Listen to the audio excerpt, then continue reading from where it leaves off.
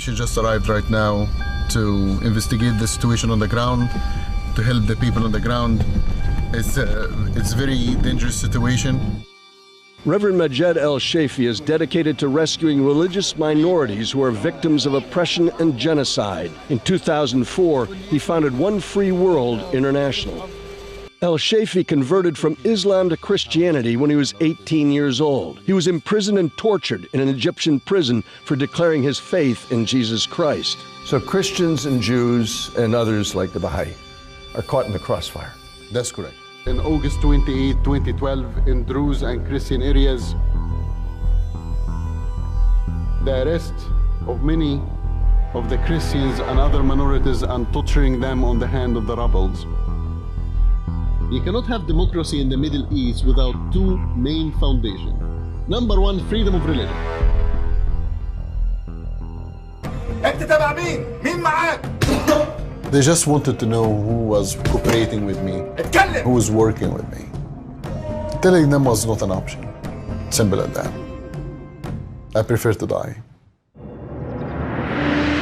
Maajed Shafei grew up in a prominent Muslim family in Egypt. But even at a young age, he struggled with Islamic beliefs and practices. There was a lot of violence. There was no place for forgiveness. There was no sacrifice. There was no woman rights. There was no minority rights.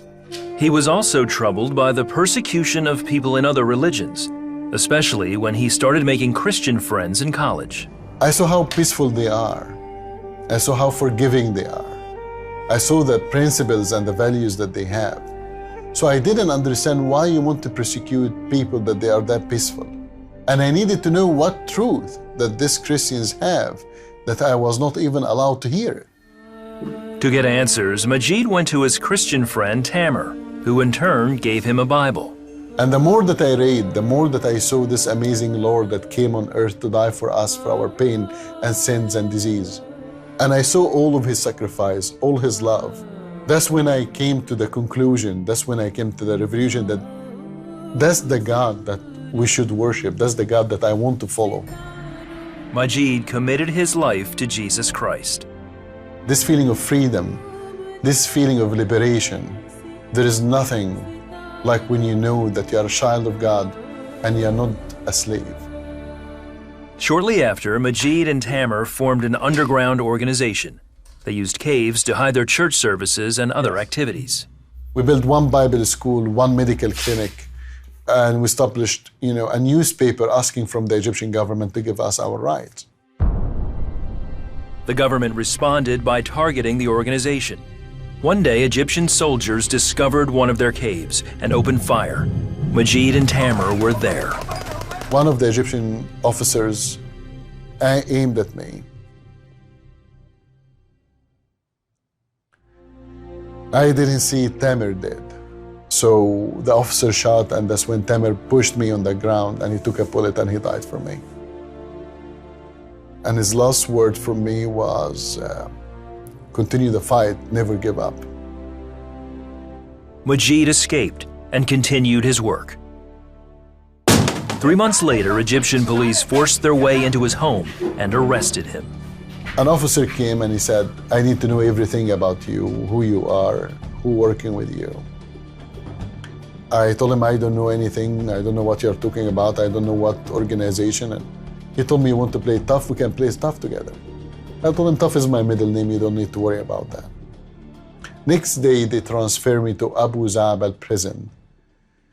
For the locals, Abu Zabal prison is called hell on earth. Trying to get information, interrogators began systematically torturing Maajed. You're underground, you're bleeding from everywhere. You're beaten. There is no even a window in your cell. It's underground, is absolute darkness. Absolute darkness. And the only thing that you can hear is the scream of the other people with you in the other cells. I really thought I would die there. Very few people came out of it alive. Very few people. After 2 days, Maajed feared he would betray his friends. Lying down in a pool of my own blood, that was my prayer. I told him, Lord, I want to thank you for your gift on the cross. I don't regret believing in you. You died for me, and I will live and I will die for you. However, Lord, you made me out of flesh and blood. You know how weak I am. And my only request to you is to kill me before tomorrow morning. The next day, his captors brought in dogs. Majeed braced himself for the attack. There was absolute quiet and calm. So I removed my hand away from my face just little by little. And that's what I saw. By God, all 3 dogs sitting around me, none of them moved one single step. The another 3 dogs came, sit in the same position with one little different. The middle one took a step forward and he licked my face. I got the same message that the officers got, that maybe I'm alone, but I'm not lonely. Somebody else here with me. His interrogator returned the following day. This time, he made him an offer. He said, you tell me the name of your friends, I will release you. I will make you witness in the case, I will release you. He listed everything that any man will desire. I looked at him, I told him, oh, that's a very good deal. I will take it. Go get me food and water, and after that we'll talk together. He said, whatever you like, I will bring it to you. I told him, shish kebab. He went, he bring an Egyptian food, I sat down, I ate. He told me, now you tell me the name of your friends. I told him, listen, we're a big group. Thousands of us. I will not remember all of us, but I can give you the name of our leader. He told me, okay, give me the name of your leader. I told him the name of our leader, Jesus Christ. If you can catch him, catch him. Retaliation was severe. Majeed remembers enduring 2 more days of torture before losing consciousness, and later, waking up in a hospital.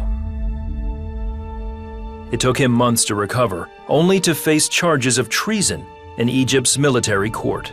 And I would tell you what I told the judge in this day. If loving Christ and if worshiping him is a crime, I'm guilty as charged, Your Honor. They give me the death penalty. Placed under house arrest, Majeed waited for his execution. He was unaware that his organization had planned a rescue. They came with arms. They was able to attack the Egyptian soldiers. They just grabbed me. And that's when we put everything in the car, crossed to Alexandria. During this time, the Egyptian police put my pictures in every newspaper, in every magazine, every TV shows. That's when my friends told me, you have to leave the country. You cannot stay any longer. To avoid capture, he made his way east to the port city of Taba. There, he took a jet ski and navigated his way past border patrol boats to make it safely to Israel. And I surrendered to the Israeli police. And through Amnesty International and United Nations, I was accepted as a landed political refugee. Eventually, Majeed made his way to Canada, where today he leads One Free World International, a human rights organization committed to helping persecuted people worldwide.